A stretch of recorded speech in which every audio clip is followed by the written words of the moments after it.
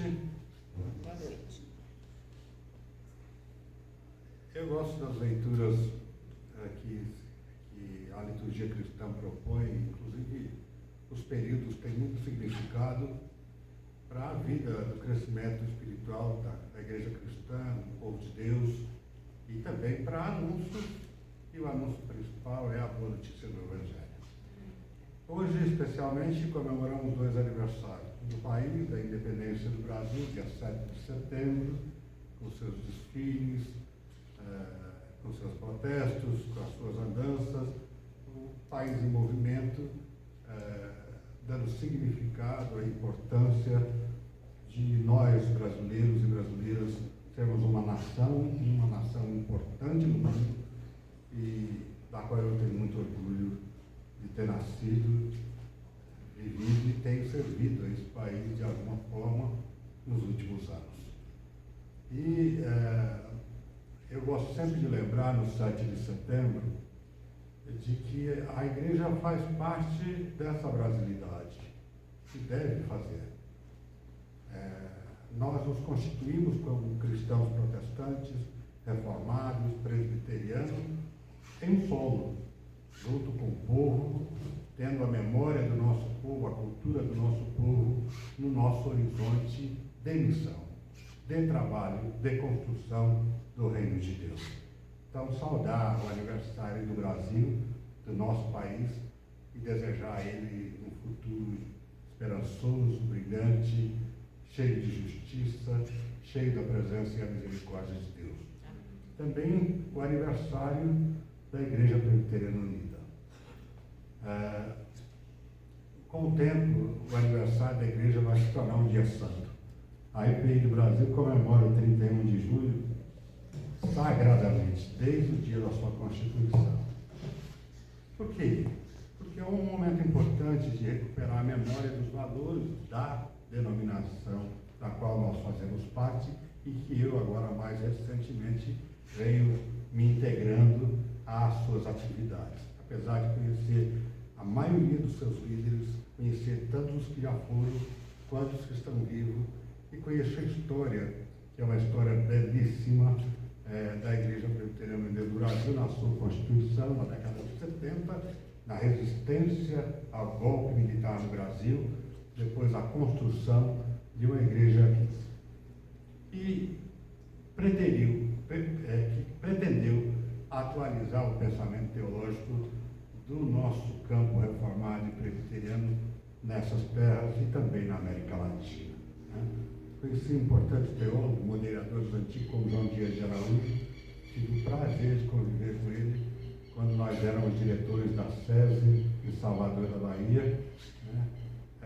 Conheci o Colégio 2 de Julho, conheci... Então, essa memória da Igreja Presbiteriana Unida, que eu acredito que é um avanço significativo na presença da missão presbiteriana no nosso país, e tendo nessa comunidade uma das pessoas admiráveis, um norte-americano, missionário, constituinte dessa comunidade, que no período grave da nossa história no Brasil tornou-se brasileiro. Não sei se vocês sabem disso. Ele se naturalizou, né, aqui, e viveu como missionário nessa terra. É a história que eu tenho a memória dele aqui. Então, Reverendo John Miller, eu conheci na Ceilândia. Eu era secretário nacional de diaconia da Igreja Presbiteriana Independente, e eu vim fazer uma visita ao projeto que ele constituía naquela região, e a gente, inclusive, com parceria com a Igreja Presbiteriana dos Estados Unidos, criou um vínculo com essa comunidade aqui, na verdade, na sua missão de trabalho lá na Ceilândia. Trazendo isso à memória, tem outras reflexões a partir dos teólogos e do povo da Igreja Presbiteriana Unida, que têm contribuído pela renovação litúrgica, pela atualização do pensamento teológico em nosso país, e uma igreja cristã protestante reformada do nosso caráter é uma igreja que tem o desafio principal reabrir a sua leitura para as manifestações de Deus no mundo em que nós vivemos, atualizando os nossos princípios teológicos. Nós estamos estudando doutrina com o reverendo Daniel. Eu acho que eu estou me sentindo há quase 50 anos atrás, ou mais, quando eu fiz catecúmeno na minha igreja.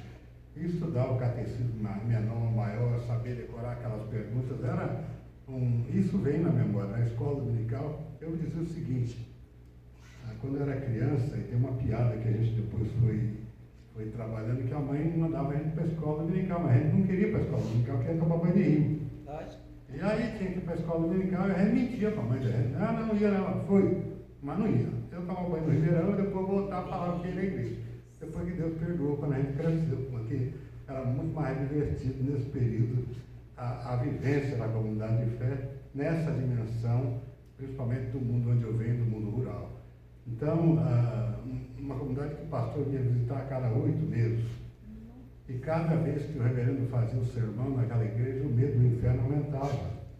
Porque ele só falava do inferno, que o fogo vai comer, que o bicho vai pegar, que não sei de onde o diabo vai aparecer. Aí um dia, Rabelinho me convidou e falou assim: Alberto, você pode revisitar as igrejas que eu fui pastor? Eu já estou perto de morrer. Ele é lá de Santos, ele é Paulo Martins de Almeida. E aí eu morava em Sorocaba, São Paulo, ia buscá-lo e levava ele nas comunidades rurais do Vale do Ribeiro para ele fazer as visitas finais. E um dia eu perguntei: agora que nós somos colegas, eu gostaria de saber, reverendo, por que o senhor falava tanto do inferno? Aí ele falou assim: vocês não ficaram tudo gente boa? Seus filhos, sua mãe, você, pastor. Mas por causa do inferno? Não, porque pelo menos eu tinha que deixar um medinho para você, para voltar daqui a 8 meses, para vocês ainda estar andando na reta doutrina sem nenhum problema, né? Então, essa é a educação protestante que tem essas milhares de histórias que a gente tem na memória e que formou o caráter de uma população no nosso país, que cerca de hoje de 1 milhão de pessoas confessam fé, como nós confessamos, uns mais radicais, outros menos, mas não é um problema. O princípio da fé, em que essa igreja comemora o seu aniversário, é o que mais me interessa. Por quê? Porque aonde nós estivemos plantados com a nossa missão, com o nosso trabalho, formalmente nós contribuímos para a democracia do país. Formalmente nós contribuímos para, aqui no Brasil, na tradição independente, os nossos pastores eram anti-escravagistas. Aqui no nosso país, na década de 40, os nossos pastores se rebelaram contra Getúlio Vargas para dizer o seguinte: nós somos um Estado laico, nós fazemos parte de um Estado onde a religião é plural e que nós precisamos manter essa pluralidade e a distinção de Estado e Igreja, porque a Igreja Católica, na Revolução de 30, na primeira Revolução, no governo de Vargas, queria recuperar o status de Igreja Oficial do Estado. Então, os reverendos presbiterianos assinaram uma carta dizendo. Então, esses elementos trazem à memória do aniversário dessa denominação elementos importantes, inclusive, para a nossa reflexão dessa noite. Apontamentos que nós precisamos fazer para recompor na nossa memória de fé, com o povo de Deus, homens e mulheres, e jovens e crianças, de como é que nós atualizamos a nossa dinâmica de missão no mundo em que nós vivemos, no contexto em que nós estamos, na vida que tem incidência na vida do nosso povo. Eu vou comentar sobre o Evangelho e mais os outros textos, mas eu vou contar outra história. Adoro a história. Eu ainda era no último ano de seminarista, no 5º ano. Eu fui fazer o estágio na igreja aonde eu nasci. A igreja da minha mãe, da minha família. Miracatu, estado de São Paulo. Miracatu, estado de São Paulo e o Vale do Ribeiro é considerada a região mais pobre do estado de São Paulo. A região de Bananeiras, muito tempo depois se tornou uma grande reserva. E aí o empobrecimento do povo foi algo gritante. E nós tínhamos uma turma que dava assistência a duas igrejas. Uma igreja na zona mais rural e a outra mais na cidade, que era Miracatu. E aconteceu o fato de que nós estávamos muito envolvidos em fazer com que a igreja tivesse uma conexão com a realidade do povo e levávamos os fiéis presbiterianos da minha mãe, minhas irmãs e conhecidos e conhecidas da irmã daquela comunidade a visitarem lugares onde a gente não ia, não tinha costume de ir. Por exemplo, perto da ponte que atravessava a cidade para um outro bairro chamado Bairro do Paulo. E ali embaixo era um lugar de muita pobreza. O antigo cinema da cidade era ali por perto. E nós fomos na casa de uma pessoa com filhos e ele estava sofrendo muito porque fome e tinha um anúncio de que ele ia fazer uma cirurgia de estômago no outro dia. E aí nós ficamos muito impactados. O que o senhor está comendo? Ele comia um bico de banana assado na água. E dava aquilo de alimento aos seus filhos. Então nós alertamos a igreja e pedimos para que coletássemos alimento naquele domingo, porque eu ia trazer aquelas famílias para nós devolvermos a eles uma condição mínima deles poderem se alimentar durante a semana. Quando nós começamos o culto e cantamos, esse cidadão teve uma convulsão. Ele ficou todo diferente. Caiu no chão, rastejava, urrava, gritava, e nós abraçamos, todos nós. Trouxemos ele assim, abraçamos, mas aqui é o lugar onde você vai encontrar o conforto que Deus ama você. Eu vi que as pernas dele lambiou. Ele relaxou, sentamos, terminamos o culto, fizemos o alimento, ele voltou para casa. No outro dia não fez a cirurgia, porque não tinha mais nada. A cirurgia do estômago era a somatização do problema da pobreza que ele estava vivendo. Um milagre de Deus, de fato, não tem dúvida disso. E quando nós olhamos para o Evangelho, eu consigo perceber o conflito de Jesus quando vai encontrar estranhos, cães. Eles eram chamados, né? Os cães, quem não era judeu, era estranho, era excluído. E a história do Evangelho de Marcos é uma história muito bonita, muito sintética. É João Marcos que escreve lá na década de 60, do primeiro período da era cristã. Ele era aquele companheiro de Paulo, de Pedro, de Barnabé, era sobrinho de Barnabé, segundo alguns relatos da Bíblia. Aquele que participou da briga entre Barnabé e Paulo, eles se apartaram lá no imediato, não sei se vocês lembram disso, cada um vai para o canto, mas depois João Marcos reencontra com Paulo, que era uma figura importante, e no dizer da história da igreja, ele se torna o primeiro bispo de Antioquia da igreja cristã. Foi ele que relatou da memória oral de Pedro, que a maioria dos teólogos não tem dúvida disso, isso é um relato oral da experiência de Pedro com Jesus, que traduz-se nesse Evangelho de Marcos, nos 16 capítulos.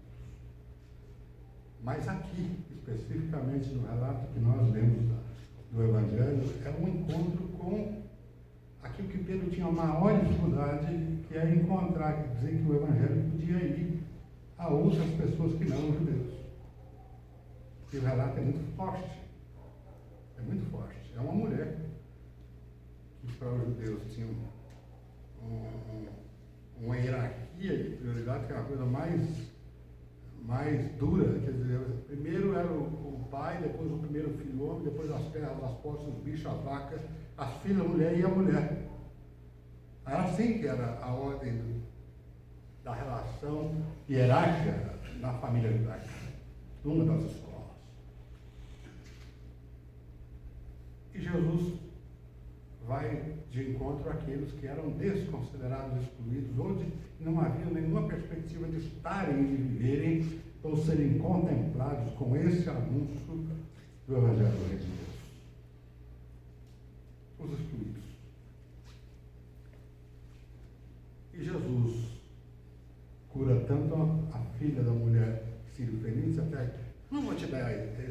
eu vou primeiro dar para os filhos para depois dar para as filhas. Aí a mulher muito duramente responde, mas até os cães comem as migalhas que caem na mesa e se alimentam. E aí Jesus percebe a intencionalidade de fé, da busca daquela mulher.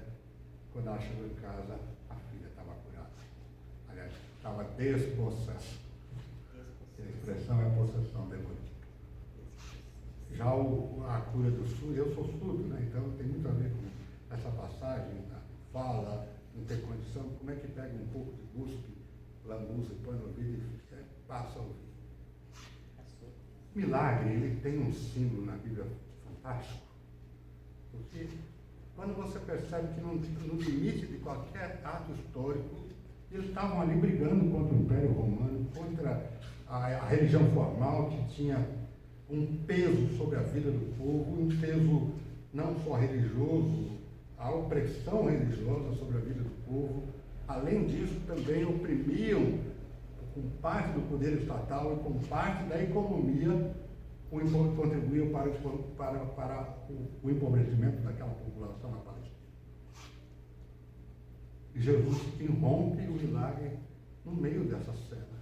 Ou seja, o reino de Deus é outra coisa. Por isso que a ideia protestante, reformada, presbiteriana, de que Estado e Igreja são duas coisas distintas, é o que nós devemos lutar de unhas e dentes para que se mantenha dessa forma. Porque a Igreja, quando se alia ao Estado, ela se torna um instrumento de opressão tal qual o Estado ou os poderes econômicos e financeiros têm.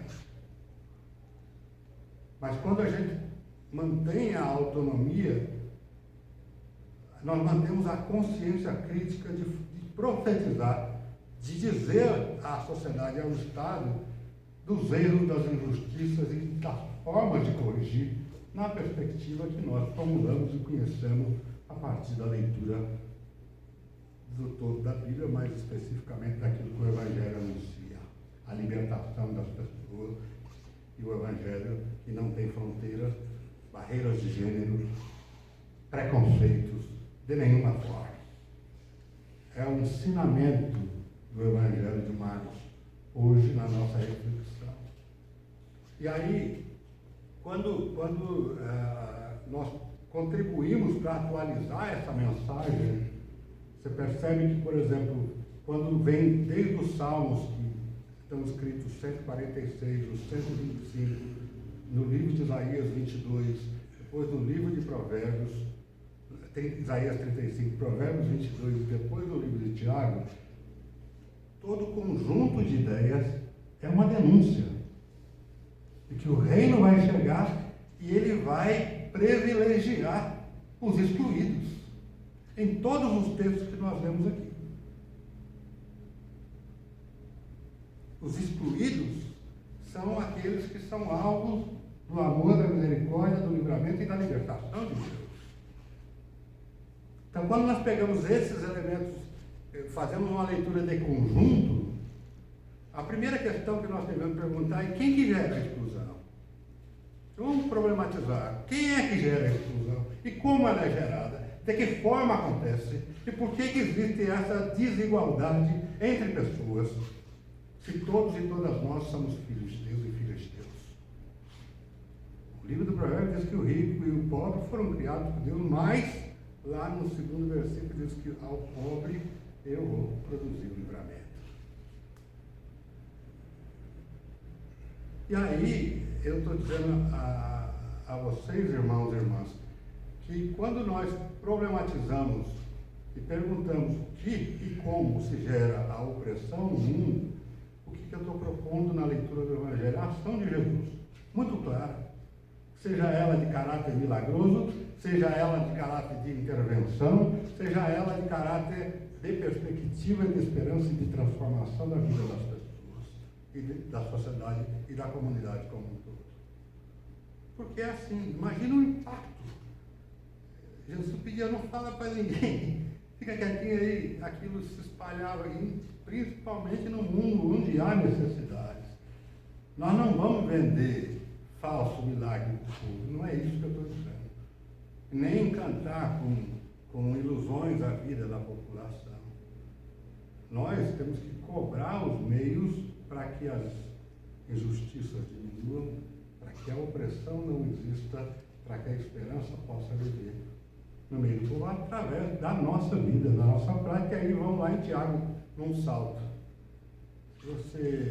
Esse é um problema para nós, né, velho? Negócio de obra na igreja presbiteriana é um problema. Agora, Tiago é claro, fé sem obras é morta. Ele não tem muita enrolação na fala dele, né? Então, qual a boa notícia que eu subtraio aqui do Evangelho, dessa manifestação dos 2 milagres de Jesus no Evangelho? O reino de Deus, ele rompe na história já com aquela ideia de que ele começa, mas ainda não termina, mas que ele começa. Ele começa a mostrar a novidade e, a partir da prática do Evangelho, as transformações na vida das pessoas e as transformações de uma sociedade no mundo que nós vivemos se torna correspondente. E quando nós observamos a evolução do segundo, como fazer isso? Eu problematizei. A opressão quem gera a injustiça. A justiça, a desigualdade, quem que gera, é um sistema. É um sistema que nós, os presbiterianos, no mundo inteiro, temos uma comissão de economia e de fé que discute entre 140 igrejas do mundo todo, 70 milhões de fiéis, como é que a nossa fé influencia no modelo econômico que seja justo, que não explore as pessoas, que tire as pessoas da opressão. É uma responsabilidade muito grande ser igreja nesse contexto. E como fazer? Não é só denunciando as injustiças, é criando mecanismos para que a gente possa inverter valores e construir uma sociedade que distribua, como eu propus no dia que aquelas visitas doentes foram à minha comunidade, eu era seminarista, quando nós entregamos uma cesta básica. Vocês não sabem o que significa isso na vida de quem tem fome. Talvez um gesto simplista para inaugurar, é pedagógico, é um exercício, porque o exercício da misericórdia e da solidariedade não é você ter dó das pessoas, é um desejo. Eu quero que ela seja igual a mim. Quando eu distribuo alguma coisa, eu estou trazendo a condição de vida daquele semelhante irmão, reconhecido por Deus, rejeitado por Deus em Jesus e aceito por Deus em Jesus como meu irmão, para que ele tenha a mesma condição de vida que eu tenho. Eu não estou fazendo nenhum tipo de favor, eu estou cumprindo a justiça de Deus. Assim, quando nós olhamos que na atitude de Jesus de universalizar a boa notícia e de dizer que é possível, apesar de todo desespero, construir o milagre para gerar novas condições na vida da população, isso é um anúncio da nossa palavra do Evangelho.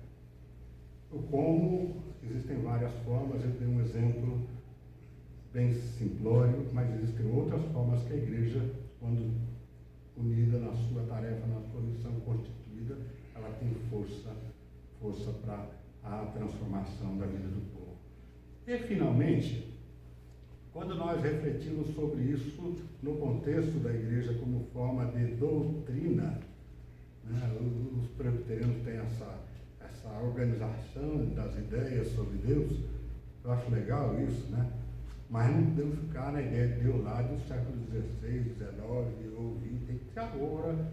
E nós temos as ferramentas adequadas, aí aprendendo com o reverendo Daniel, para termos a leitura correta das manifestações de Deus nesse momento, na nossa vida e na vida histórica do nosso povo. Reconhecer os atos de Deus, ter a percepção de que Ele está no mundo, saber como Ele age no mundo. Às vezes, a forma de ação de Deus é a forma que nos deixam, às vezes, confusos. mas é fantástico a multiforme presença de Deus na vida do nosso povo. E aí, qual que é o desafio que eu faço a vocês, a nós todos? Né?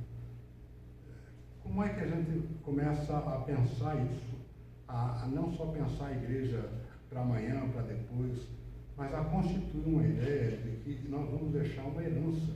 Todos nós vamos passar, mas a fé vai permanecer, a esperança vai permanecer, e vai permanecer como nosso testemunho. Quem pode fazer isso? De forma simples. Os presbiterianos têm um negócio muito legal. A nossa fé é muito simples. Apesar de escrever muito, né? Mas é simples. E tem uma outra, ela é bonita. Ela tem essas duas conjugações. A fé, nós comemoramos a vida dessa igreja de 46 anos, é uma fé simples, mas uma fé relevante e bonita, que nós temos que traduzir para o mundo. Como é que nós podemos nos desafiar a isso? Vamos começar a fazer, a partir dos encontros sobre o catecumenato, a fazer releituras da Bíblia juntos e juntas. Orar, ler a Bíblia e ver o que é, olhar para o mundo, qual é a necessidade, a realidade, o que eu vou fazer. Como é que a gente pode acionar mecanismos simples para poder ajudar a auxiliar a vida do nosso povo através da nossa fé e da nossa esperança. Esse é o desafio. Que não tem fronteiras culturais, não tem discriminação de forma nenhuma. Aliás, o único lugar de liberdade, de fato, o povo pode viver. Eu não digo que há umas 4 paredes, mas é onde o reino de Deus se faz, onde 2 ou 3 se reúnem, onde a igreja de Cristo está. É o lugar de liberdade. Qualquer lugar pode oprimir, aqui não pode. Qualquer lugar não pode. Qualquer lugar tem a opressão, mas aqui não pode ter. Porque é o lugar onde Deus rompeu a história do mundo, tendo um corpo, tendo um sacrifício, tendo uma viva esperança de ressurreição, que é o nosso anúncio e a nossa palavra do Evangelho de São Marcos e da vida dessa igreja. Deus nos abençoe a todos e todas. Amém. Amém.